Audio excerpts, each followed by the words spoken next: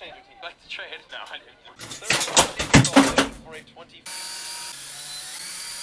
Monday information to show you this month and this month. Hey, welcome. This is weird. I didn't plan this out before I did this. Welcome to another episode of Pokemon Go, something that I'm going to call Pokemon Go Masterclass.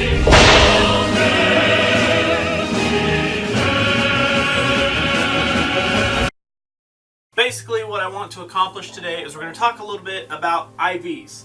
IVs are very integral in the main games, and I want to go over how much they actually matter in Pokemon Go. So let's do that. So we should probably start with what is an individual value.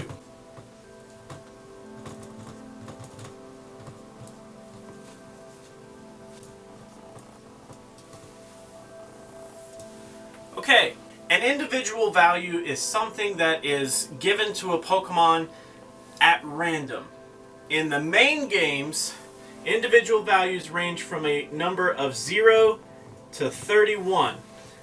And there are 6 different stats that can receive an IV. Attack, defense, special attack, special defense, HP, and speed. In Pokemon Go, you don't have 0 to 31.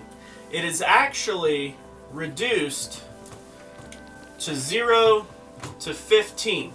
They also reduce and simplify the stats that have IVs in Pokemon Go, which are attack, defense, and stamina. So, to differentiate from the main games, Pokemon Go only uses 0 to 15 instead of 0 to 31, and they only use attack, defense, and stamina, as opposed to special attack, special defense, and also speed. Stamina can be thought of as HP in Pokemon Go. Niantic does not disregard the stats from the main game at all. They are actually used in the formula to calculate your CP and all of that stuff. So it still uses all of the stats that are true to the main games.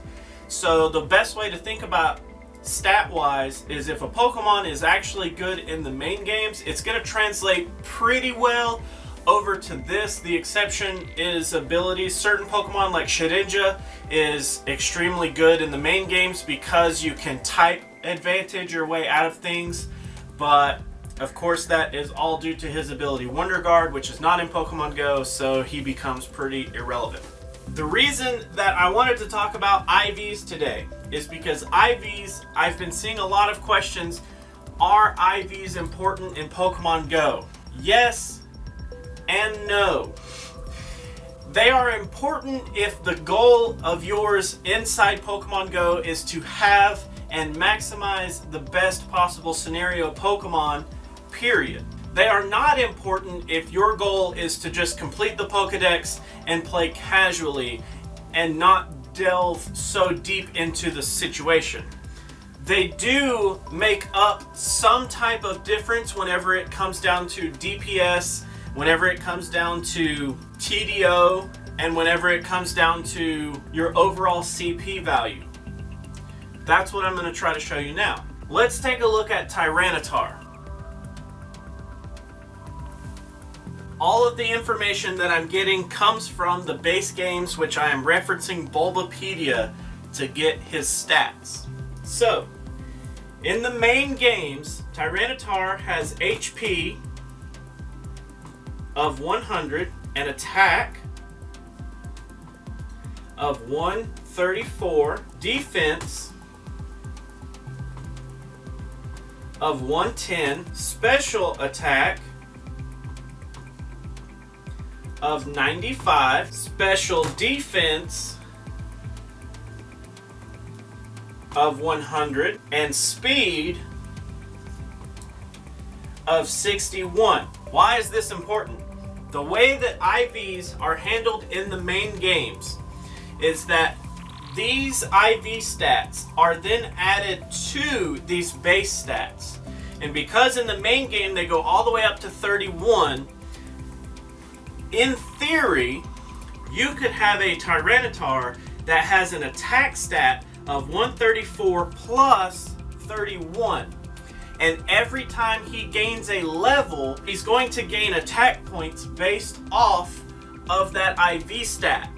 So he's going to constantly grow stronger and stronger.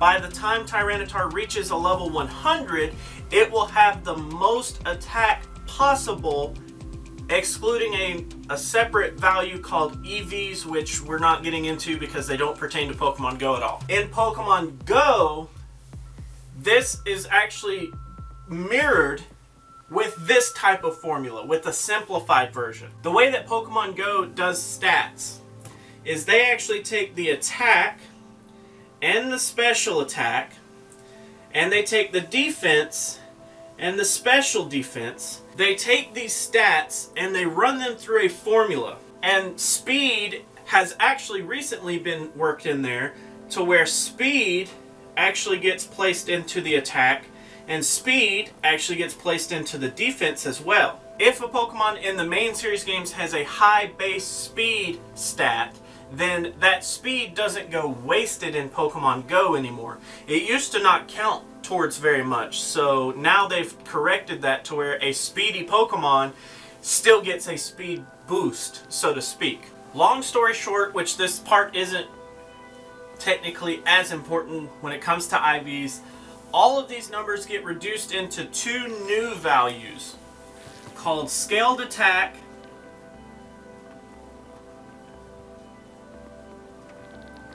and scaled defense.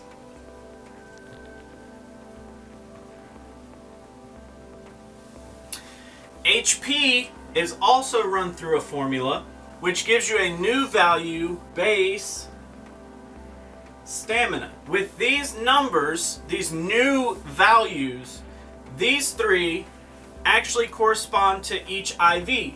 Stamina, obviously to stamina, attack, obviously to attack, and defense, obviously to defense. Now, here is where IVs come into play. These three numbers, base stamina, scaled attack, and scaled defense, all get an addition of the IV to them.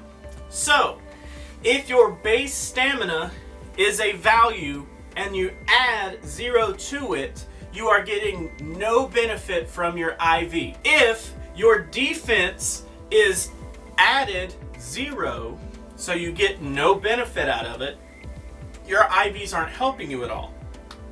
The same goes for attack. Let me erase this board. Where do these IVs come into play? So, let's take Tyranitar again. So we're going to have Tyranitar, our base attack, base defense, and base stamina.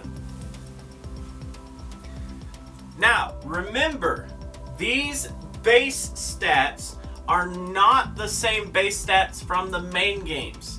They are a combination of the stats from the main games to satisfy Pokemon Go IV stats and their formulaic way of doing things. So Tyranitar's base attack in Pokemon Go, if you run it through the formula, is 251. Defense is 207.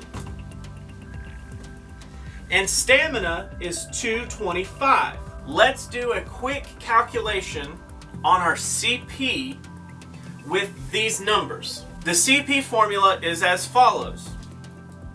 Attack times the square root of defense times the square root of stamina times a CP multiplier divided by 10, which is squared. This is our basic CP formula. And it can get complicated, but I promise it's not that complicated once you dig into it a little bit. I did have to have some help figuring this out, but I can figure it out, you can figure it out, I promise. Let's do 2 scenarios. Let's say our IV stats in one scenario are zeros. So we have 3 zeros for our stats. Let's say in our next scenario, we're going to do 15s, which if you recall, is the maximum IV stat in Pokemon Go. So let's run this through our CP formula and figure out what CP our Tyranitar actually becomes. For this scenario, we're going to be using a Tyranitar at level 40, okay?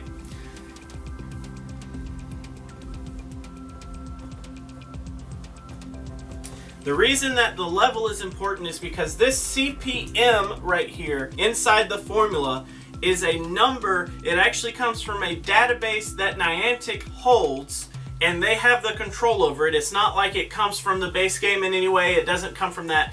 This is just a number that Niantic uses that signifies things about the Pokemon, but it's more related to their level than anything. Whenever you encounter a wild Pokemon, this CPM actually comes into play at how difficult that Pokemon is to capture. It's a really weird way that they've came up with to kind of blanket everything when it comes to a Pokemon, because not only does it work into their CP, but their capture rate, their flee rate, all that kind of stuff. Very, very interesting. Very smart, if I have to say so myself. So at level 40, with IVs of zeros, our Tyranitar is 3383. Okay? At level 40, with 15s as our IVs, our Tyranitar CP now becomes 3834. A big difference there. This actually means that we have an 11.76% reduction in CP. So as you can see, a Pokemon with 0 IVs is 11.76% worse than a Pokemon with 15 on all its IVs. That's a pretty big jump. Almost 12% worse, or almost 12% better if you're the optimistic type guy. So, what does that all mean? Why are IVs important at all? IVs are important if your goal is to maximize your Pokemon. If your goal is to have the perfect Kyogre, or the perfect Tyranitar in this scenario. If you wanted to have a perfect Tyranitar, it would include a level 40 with 15 IVs that have 3834 on its CP. Let's take this just a tad bit further. Really fast, I'm going to erase the board again. If we look at DPS and TDO, let's actually define what those two are. DPS is damage per second. TDO is total damage output. Why are these two things important? Well, whenever you go into a raid battle or a gym battle or the upcoming PvP that we got an announcement for today, DPS determines the amount of damage that you're going to be able to output to a target per second. And it's all based upon your fast attack, your charged attack, your attack IV, stuff like that. CP actually doesn't do anything in battle. It's a number that represents how good a Pokemon's stats are. It doesn't actually help out anything in battle. This can be seen whenever you look at a Pokemon like Sharpedo and Gyarados. Sharpedo has a great attack stat. Its attack stat's like what, like 210, 215-ish maybe? I'm not 100% sure, off the cuff here. Gyarados' attack stat is not nearly as high as Sharpedo. Even though Gyarados' CP can max out way higher, Sharpedo actually does more damage in certain scenarios because of his attack stat. CP is a representation of how good that Pokemon is overall in terms of its stats. It doesn't actually mean that it's going to do more damage. Okay, that's important to understand. DPS is a number for how much damage you're going to be doing per second to an opposing Pokemon. Total damage output is the amount of damage that you will do before you die. Okay, it's the total damage output of your Pokemon before it faints. Simple, right? Alright, so let's look at a very interesting stat here. Tyranitar has several moves that he's able to learn. Let's look at two of his most useful move sets, being Bite Crunch and Smackdown Stone Edge. Bite, Crunch, Smackdown, Stone Edge. DPS and TDO. This is going to be with a 15 attack IV stat and 15 attack, defense, and stamina stats as well. So we're going with the 38-34. Smackdown Stone Edge, DPS wise, is going to do 14.405 damage per second. Bite Crunch will do 14.275. So as you can see, this moveset technically does more damage than Bite Crunch do. And that's all dependent on because Bite and Crunch have different attack stats based on Stone Edge and Smackdown. TDO for Bite Crunch is actually going to be 527.8. TDO for Smackdown Stone Edge is going to be 532.6. So here again, because the DPS is higher here, it does just a tad bit more damage totally. Just because the DPS is slightly lower, it doesn't do quite as much total damage before Tyranitar will faint. So now, let's look at what if we use our 0 IVs. Okay? So this is DPS 1 and TDO 1. Let's do DPS 2 and TDO 2. So now, using 0 for our IV stats, Smackdown Stone Edge ends up doing a DPS of 13.601 and a TDO of 439.6. Bite and Crunch will end up doing 13.54 for DPS, and our TDO will be 437.6. So, as you can see, our IV stats end up making our DPS about a whole point away, not quite a full point less of DPS each second, but kind of close. You can see here we're almost a full point again, but not quite a full point. But here, total damage output is where it really starts to kill, because 532 and 439. Whoa, that's a big jump. 527 to 437, almost 100 damage less before your Tyranitar faints. Think about that. Think about how much more damage you could push if you had perfect IVs. So just to see here,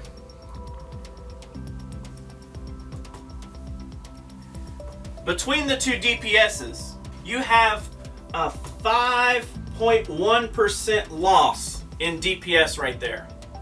Let's see if it's the same for Smackdown Stone Edge. Here, it's not the same.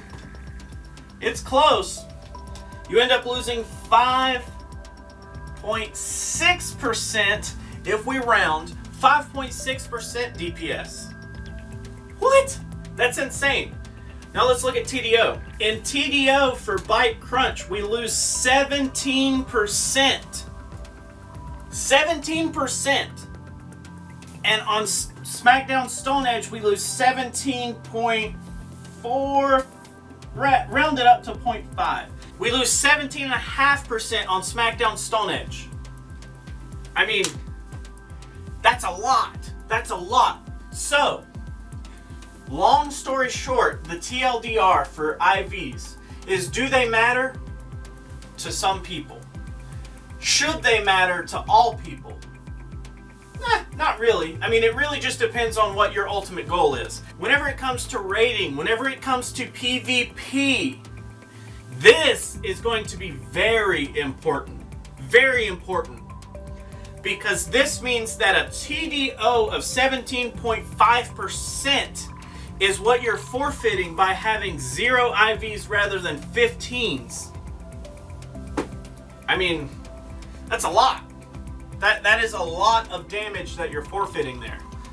So, that is my take on IVs in Pokemon Go. I don't think that they're the end-all be-all of a Pokemon. I do have several 100% IV Pokemon, but it's not anything like great. I mean, I have a Medicham, I have a Wigglytuff. Seems like I have one more. They're kind of rare. I mean, they are rare to receive. So the fact that you have one, it's a great novelty. Hold on to it, because it actually could be important whenever it comes to PvP.